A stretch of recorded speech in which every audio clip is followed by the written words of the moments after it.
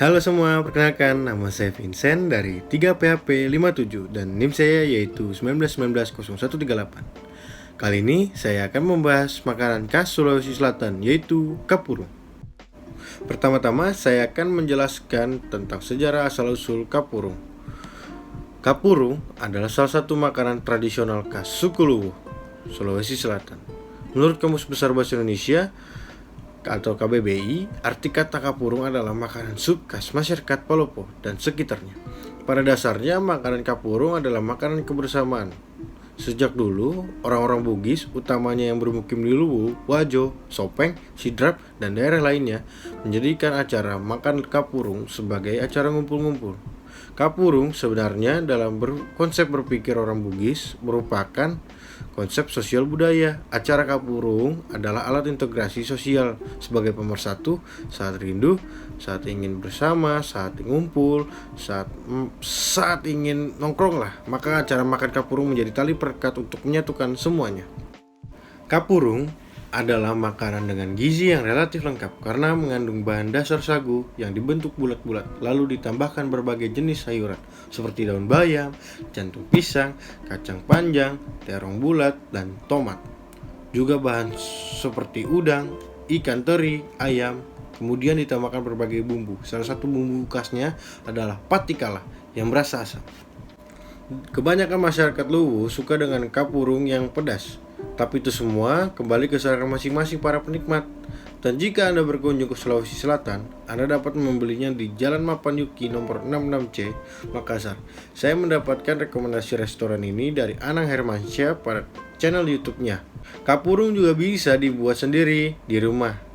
Cara membuatnya mudah sekali dan bahan-bahannya pun bisa dibeli di pasar terdekat. Bahan-bahannya yaitu tepung sagu yang diperoleh dari supermarket, aneka sayuran seperti kangkung, jagung manis muda yang diserut, bunga pisang yang diiris halus, lalu terong ungu yang dikupas dan dipotong dadu, bayam, kacang panjang, dan daun pakis. Ikan teri segar, teri mirong dalam bahasa Tegal, dapat juga diganti dengan ikan laut segar, dan udang. Bumbu-bumbunya adalah kacang tanah goreng, kira-kira 4 sendok makan, garam secukupnya, bawang putih secukupnya, penyedap rasa secukupnya, cabai merah sebesar dipotong miring, asam patikala, buah kecombrang yang digeprek. Bisa diganti air asam jawa, ditambahkan potongan tangkai bunga kecombrang yang masih lunak, merica bubuk secukupnya, tomat, cabai rawit merah, gula putih secukupnya, jeruk limau. Semua bumbu ditumbuk hingga halus. Sedangkan jeruk limau hanya dipotong menjadi 2 dan airnya diperas untuk sajian nanti.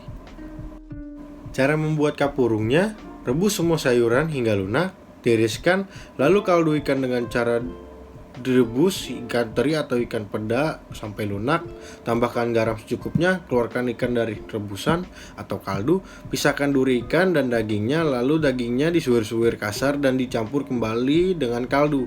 Masukkan juga udang yang telah dibuang kepalanya, tumbuk kacang goreng, bawang putih, garam sampai halus, campurkan bumbu kacang ke dalam kaldu berisi ikan tanpa duri dan udang, masukkan cabai merah besar yang diiris menyerong, tambahkan patikala sesuai selera agar ada rasa asam. Rebus hingga mendidih.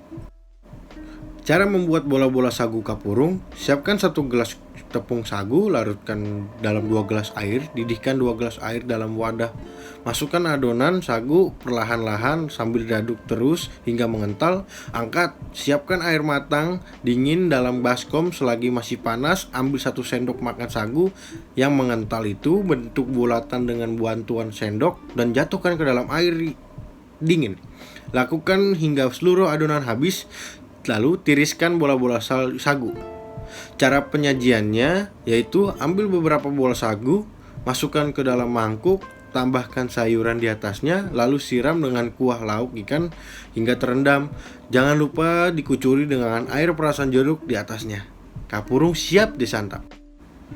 Jika Anda pernah berkunjung ke Makassar, pasti Anda pernah menjumpai masakan kuliner yang cukup terkenal, yaitu mie titi.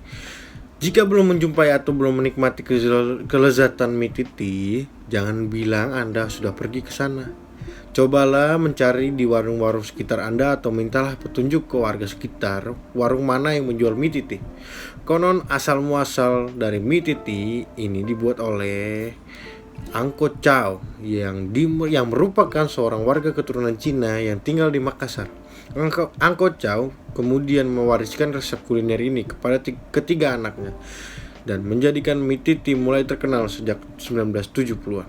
Angko Chow memberikan pengetahuan tentang resep untuk tiga anaknya, yaitu Hengki, Awa, dan Titi.